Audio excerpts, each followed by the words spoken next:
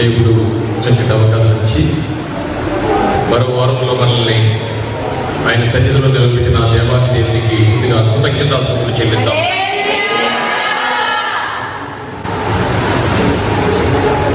ప్రియ దేవుని సంగమా, ఈ ప్రపంచ క్రైస్తవాన్ని మనం ఆలోచించినట్లయితే లోకము వేరు, క్రైస్తవ జీవితం వేరు. ఈరోజు ఈ ప్రపంచాన్ని మీ సమస్య ఏంటి అని అడిగితే ఏం చెప్తారండి? మీ సమస్య ఏంటి అని అడిగితే మీరు ఏం చెప్తారు? మీకున్న సమస్య ఏదో చెప్తారు, మరే చెప్పరా? మీకున్న సమస్య ఏదో చెప్తారు. సమస్య ఏదని అడిగితే అందరూ ఒకటి చెప్తారా? వేరే వేరే సమస్యలు చెప్తారు. ఆ వేరే వేరే సమస్యలు కూడా ఎలా ఉంటాయి అంటే, ఆ సమస్యలు ఎలా ఉంటాయంటే, ఒకరు పేదరికం అంటారు, అవునా? పేదరికంగా ఉన్న పరిస్థితిని మనం ఆలోచించినట్లయితే మేము చాలా పేదరికంలో ఉన్నామండి అని చెప్పడం జరుగుతుంది. మరొక చోటుకి వెళ్తే ఏం లేదండి, మా కాలనీలు అంతా భయంకరంగా ఉంటుంది, మా ఊరంతా అంటువ్యాధులు ఎక్కువైపోయండి అంటారు. ఏమండి, ఇది ఇక్కడి నుంచి ఏమా ఓకే రైట్ అండి, అంటువ్యాధులండి అంటారు. ఇక పోనీ ఇది ఈ భారతదేశాన్ని వదిలేసి, ఈ భారతదేశంలో ఆంధ్రప్రదేశ్ వదిలేసి కొంచెం ఎదరికెళ్ళి ఏ విషయంలో మనం వెళ్ళి అడిగామనుకోండి, అంటే మా ప్రాబ్లం అంతా ఏంటంటే, మా సమస్య ఇక్కడ ఏంటంటే యుద్ధాలు జరుగుతున్నాయండి, ఉగ్రవాదం అండి మా ఏరియా అంతాని అని ఒక సమస్యని చెప్తారు.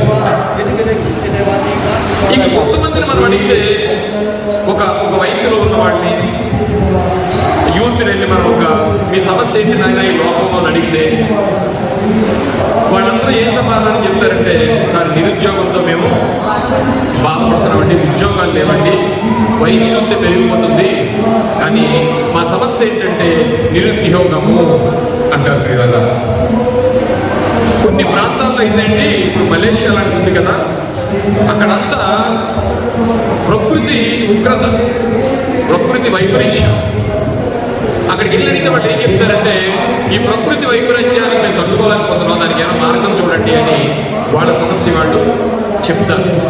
సో ఇలాగా ఈ భూమి మీద ఉన్న వారిని అందరినీ మనం అడుగుతూ వెళితే, ఊరిలో కొన్ని సమస్యలు ఉండొచ్చు, రాష్ట్రంలో కొన్ని సమస్యలు ఉండొచ్చు, ఖండాల్లో కొన్ని సమస్యలు ఉండొచ్చు, ప్రపంచానికే కొన్ని సమస్యలు ఉండొచ్చు.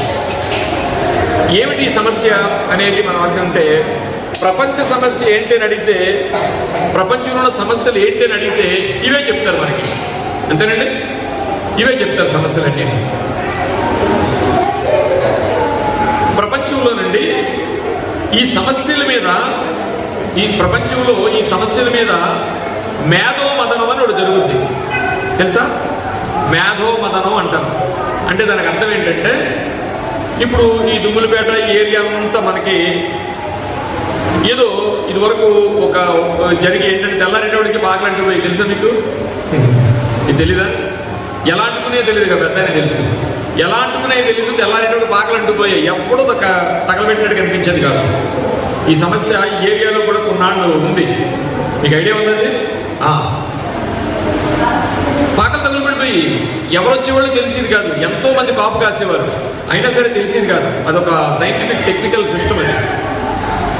వాళ్ళు ఏం చేస్తారంటే, ఒక కెమికల్ ఉంటుంది, అది నైట్ పాక మీద పడేస్తారు, సూర్యుడు వచ్చిన తర్వాత అక్కడ మంట వచ్చేస్తుంది.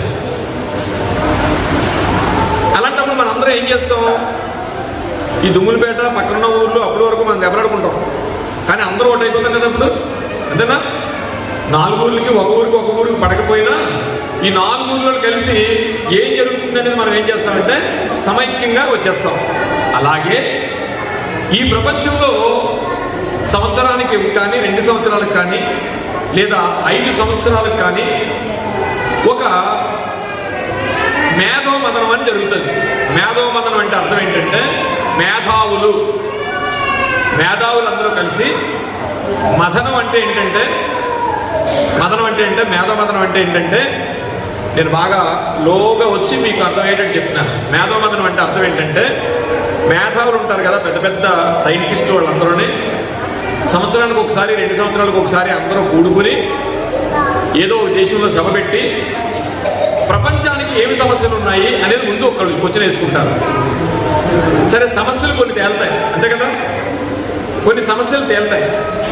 ఈ సమస్యలు తేలిన తర్వాత ఈ సమస్యకు పరిష్కారం ఏంటి అనేది ప్రపంచంలో ఉన్న వాళ్ళందరూ, మేధావులందరూ అక్కడికి వచ్చి కూర్చుని మేధోమదనం అంటారు దాన్ని. మేధోమదనం అంటే మనం సల్ల చేస్తామా, గిలకెడతాం కదా, దాన్ని సల్ల చేయడం అంటారు కదా. ఆ సల్ల చేసిన తర్వాత ఏమవుతుంది, అందులో ఉన్న నెయ్యి అంతా, వెన్నపూస అంతా ఏమవుతుంది, చేయగా పైకి వస్తుంది.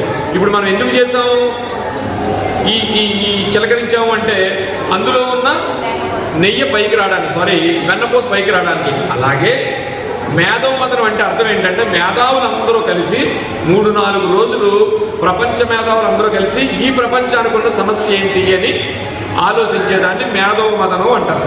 అర్థమైంది కదా. మన ఊరిలో ఏదైనా ప్రాబ్లం వచ్చినప్పుడు మనందరం కలుసుకుని ఎలాగైతే చేస్తామో, అలాగే ప్రపంచానికి కూడా మేధావులందరూ కలిసి కూర్చుని సమస్య ఏంటి, సమస్యకి పరిష్కారం ఏంటనే తెలుసుకునేదాన్నే మేధోమదనం అంటారు. ఓకేనా, అర్థమైంది కదా. ఈ సమస్య అన్నీ కూడా, ఈ ప్రపంచానికి ఈ సమస్య ఏంటి అని అడిగితే ప్రాంతాల వారీగా వారి యొక్క సమస్యలను చెప్తారు. నిన్న మనం చూసాం, ఆర్థిక పరిస్థితి అని, యుద్ధాలు జరుగుతున్నాయని, తెల్లారేటప్పటికి మాకు ఏ బాంబు పడుతుందో మాకు తెలియదని, ఇక మా జపాన్లో అయితే భయంకరమైన భూకంపాలు వచ్చేస్తున్నాయని, ఇలాంటి సమస్యలన్నీ చెప్తారు. కానీ ఎవరు